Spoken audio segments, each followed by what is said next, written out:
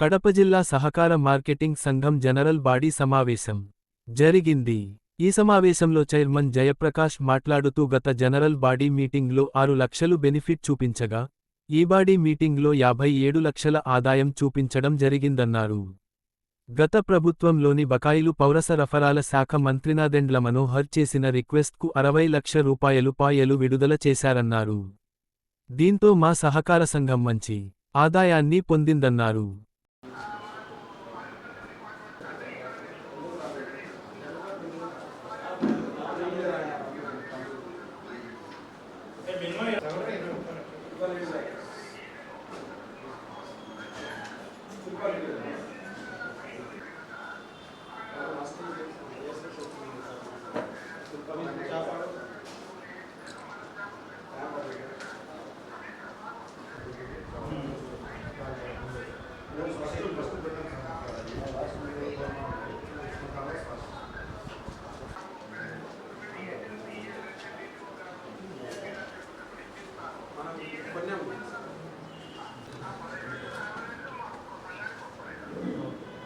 ఏం లేదా మా మీద మీదే బ్యాక్ ప్రెసిడెంట్స్ అంతా వస్తే వాళ్ళకు కూడా మనం తెలియజేస్తాము. వాళ్ళలో కూడా పేషెంట్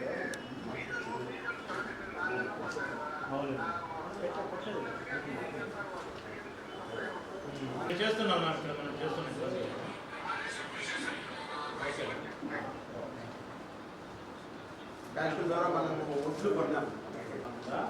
రకరకాల డైవర్సిఫైడ్ యాక్టివిటీ చేస్తే ఎక్కువ ఆదాయాలు వస్తాయి. అక్కడ బుచ్చిరెడ్డి పాలన ఒక సొసైటీ ఉంది, అది ఒక కోట్లలో వస్తుందంట ఆదాయం, ఓన్లీ కమిషన్ సంవత్సరం అయితే. అంటే it's depend upon the procure వాళ్ళు ఇప్పుడు మనకు 6,500 టన్నులే ఇచ్చారు. మన సొసైటీ ద్వారా ఉన్నామంటే సొసైటీలో ఉండే ఎంప్లాయీ పోవట్లేదు, నా టార్గెట్ రీచ్ కాలేదు, డిసిఎంఎస్ ద్వారా రీచ్ కాలేదు. మళ్ళీ మేము ప్రైవేట్ వాళ్ళు మా ఎంప్లాయీస్నే పెట్టుకుంటాం. ఫస్ట్ మేము ప్రిఫరెన్స్ సొసైటీకి ఇచ్చాం. బ్రదర్ సొసైటీ 500 వస్తుంది, కూలి వస్తుంది ఆశ మనం రైతులే కాబట్టి మనకు ఆ ఫీలింగ్ మంచి ప్రోగ్రామ్ అయితే కరెక్ట్గా మళ్ళీ మేమే ఫాలో అయ్యి మేము మా టార్గెట్ 6,000 మాకు ఇస్తే మేము 6,000 ఇస్తే 7,200 కొనగలిగాం. అంటే రేట్లు బట్టి అది. ఇప్పుడు ఈరోజు శనగలు కొంటున్నాము, మనకు ప్రైవేట్ మార్కెట్ తేడా ఉంది కాబట్టి మన దగ్గర తీసుకున్నాము. చేసేది బరువు ఇది మళ్ళీ ఇదే అట్లా మాట్లాడారు. ఇంకా నేను డిసిఎంఎస్ వాళ్ళు చెప్పినాను, వీళ్ళు వదిలిపెట్టి దాదాపు 20-25 రోజులు. ఈ బుద్ధికి మన డిసిఎంఎస్ మా ఆఫీస్లో జనరల్ బాడీ మీటింగ్ పెట్టుకున్నాము. గత జనరల్ బాడీకి ఈ బాడీకి గత జనరల్ బాడీ మీటింగ్కు ఈ జనరల్ బాడీ మీటింగ్కు మేము లాస్ట్ టైము మా డిక్లరేషన్ 6 లక్షల రూపాయలు ప్రాఫిట్ చూపించాము. ఈ జనరల్ బాడీ మీటింగ్కి వచ్చి 57 లక్షల రూపాయలు ప్రాఫిట్ చూపించాము. గత గవర్నమెంట్ ఉన్నప్పుడు ప్రొక్యూర్ చేసిన డబ్బులు కూడా మన నాదెండ్ల మనోహర్ గారు సివిల్ సప్లైస్ మినిస్టర్ గారిని రిక్వెస్ట్ చేసుకుంటే మాకు రావాల్సిన బకాయి 60 లక్షల రూపాయలు డబ్బులు మా గౌరవైన మినిస్టర్ గారు రిలీజ్ చేశారు. ఆ డబ్బుని ఎఫ్డి రూపంలో వేసాము.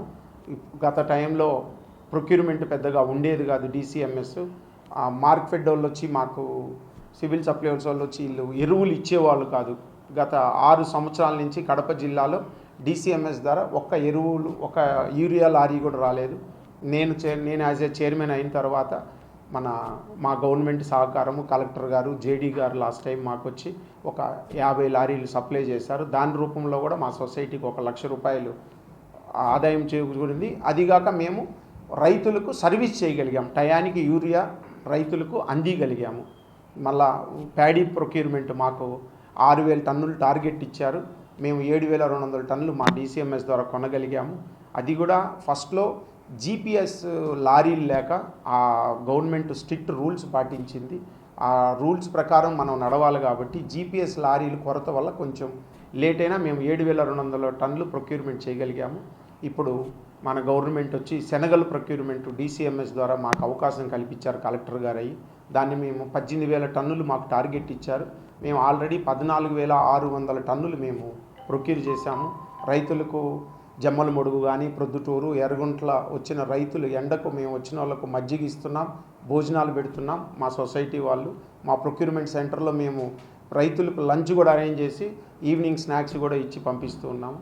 డిసిఎంఎస్ ఇప్పుడు అభివృద్ధి చెందుతూ ఉంది. మేము డిసిఎంఎస్ ద్వారా రైతులకు దగ్గర అవుతూ ఉన్నాము. డిసిఎంఎస్ ద్వారా రైతులకు మేలు చేకూరుస్తామని సభాముఖంగా తెలియజేసుకుంటున్నాము. మా ముఖ్యమంత్రి వర్యులు సివిల్ 18 గంటల్లో కూడా ప్యాడీ ప్రొక్యూర్మెంట్కు డబ్బులు వేశారు. రైతుల పక్షపాతి చంద్రబాబు నాయుడు గారు డ్రిప్ ఇరిగేషన్ ఇచ్చారు. ఉల్లి రైతులకు కూడా సబ్సిడీ డబ్బులు ఇచ్చారు. మామిడికాయ రైతులకు కూడా సబ్సిడీ డబ్బులు ఇచ్చారని మీ మీడియా మిత్రుల ద్వారా రైతు సోదరులకు తెలియజేసుకుంటున్నాను. దట్స్ ఆల్ అండి.